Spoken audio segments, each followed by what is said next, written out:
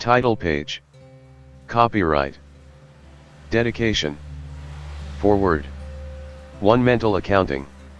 2. The 9. The authenticity trap. 10. The 5-second no. 11. The focusing illusion. 12. The things you buy leave no real trace. 13. Fuck you money. 14. The circle of competence. 15. The secret of persistence. 16. The tyranny of a calling. 17. The prison of a good reputation.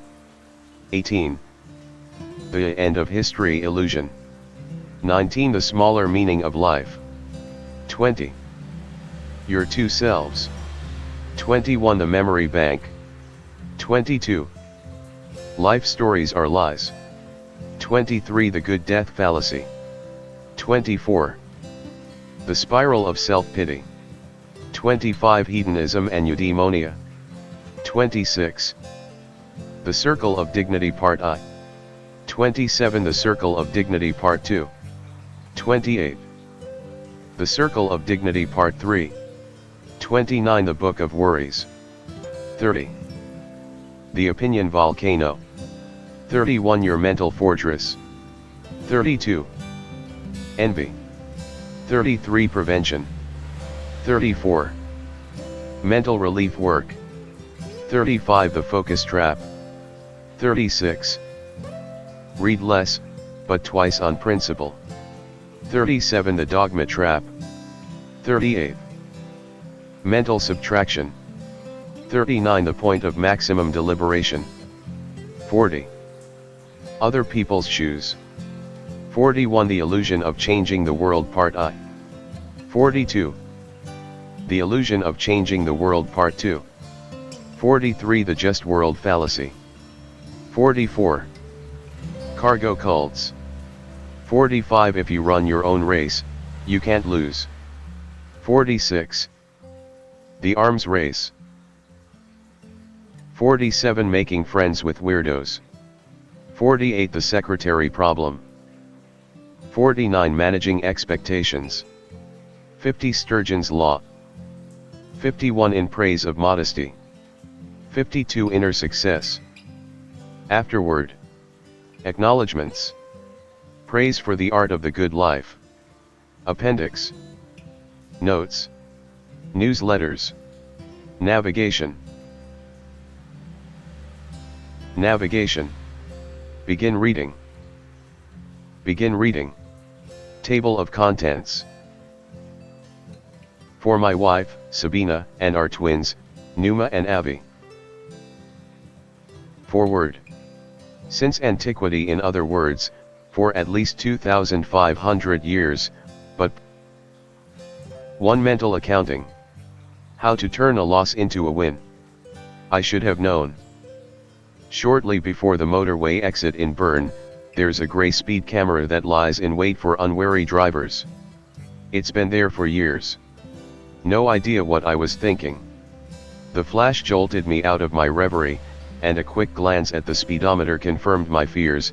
I was going at least 10 miles per hour too fast, and there was no other car for far and wide, nobody else I could pin the flash on.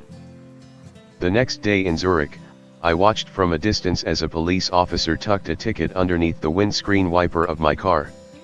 Yes, I was parked illegally. The car park was full. I was in a rush, and finding a legal parking space in central Zurich is like finding a deck chair in the Antarctic. For a moment I considered running over.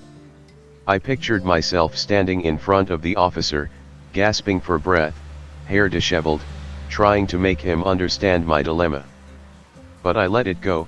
Years of experience have taught me that such things only make you feel silly. You look small, and you end up losing sleep. Parking tickets used to infuriate me. These days I pay them with a smile. I just debit the sum from the account I've earmarked for donations. Each year I have a very set budget for good causes, and I pay all my fines out of that. In the world of psychology, this simple trick is known as mental accounting. I borrowed it from Richard Thaler, one of the founding fathers of behavioral economics. Mental accounting is considered a classic logical fallacy. People treat money differently depending on where it's coming from, so if you find money on the street, you treat it more casually and spend it more quickly and more frivolously than money you've actually earned. The parking ticket example illustrates how you can turn this logical fallacy to your advantage. You're deliberately tricking yourself for the sake of your own peace of mind. Say you're traveling in an impoverished country, and your wallet disappears. Minutes later you find it again, and all that's missing is the cash. Do you see this as theft, or as a donation to somebody who's probably far worse off than you are? No amount of mental gymnastics will alter the fact that your money was stolen, but the significance of what happened, the interpretation of the event that you can influence. Living a good life has a lot to do with interpreting facts in a constructive way. I always mentally add 50% to prices in shops and restaurants. That's the amount this pair of shoes or Sol à la Meunière will actually cost me, taking income tax into account. If a glass of wine costs $10, I'll have to earn 15 in order to afford it. For me, that's good mental accounting, because it helps me keep my expenditure in check.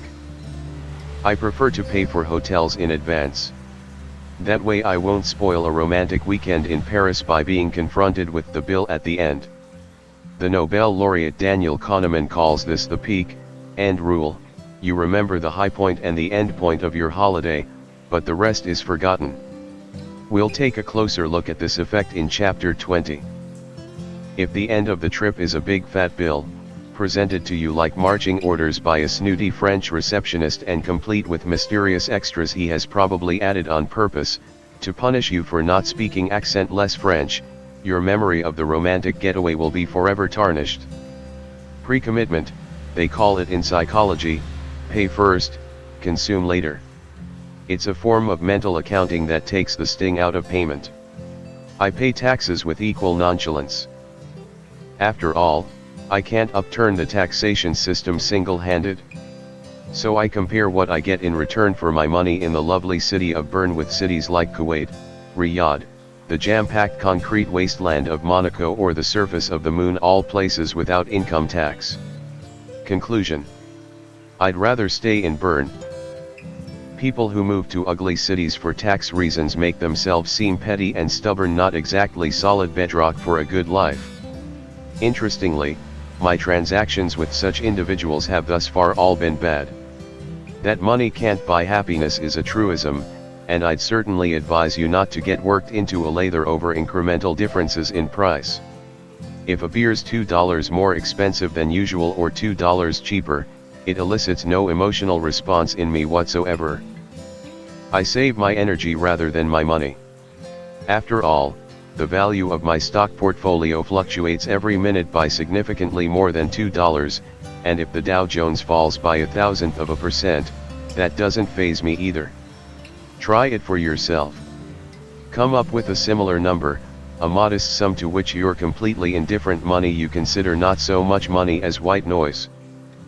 You don't lose anything by adopting that attitude, and certainly not your inner poise. There was a period around the time I turned 40, after a long spell as an atheist, when I started doggedly trying to find God again. For several weeks the obliging Benedictine monks at Einsiedeln put me up as their guest. I have fond memories of this time, remote from worldly hustle and bustle, no TV, no internet, and barely any phone signal, thanks to the thick medieval walls. Most of all I enjoyed the silence during meals. The monks were forbidden from speaking. I may not have found God, but I did learn another mental accounting trick, this time temporal rather than monetary. In the refectory, as they called the dining hall, the cutlery is placed in a small black casket about 8 inches long. At the beginning of the meal, you open the lid and extract the neatly bundled fork, spoon, and knife. The message: you're basically already dead, and everything that follows is a gift. Mental accounting at its best. It taught me to value my time and not to waste it getting into a tizzy. Do you hate queuing at the supermarket till, waiting at the dentist's, and sitting in traffic jams on the motorway? Your blood pressure reaches 150 in seconds, and you start frantically releasing stress hormones. But instead of getting upset, consider the following: without this unnecessary agitation eating away at your body and soul, you'd live a whole year longer. That extra year would more than make up for all the time you spent in queues. The upshot: you can't nullify the loss of time and money, but you can reinterpret it. Open your box of mental accounting tricks and see for yourself. The more practiced you are at dodging fallacies, the more fun it is to occasionally commit one on purpose. Remember, it's for your own good. 2. The fine art of correcting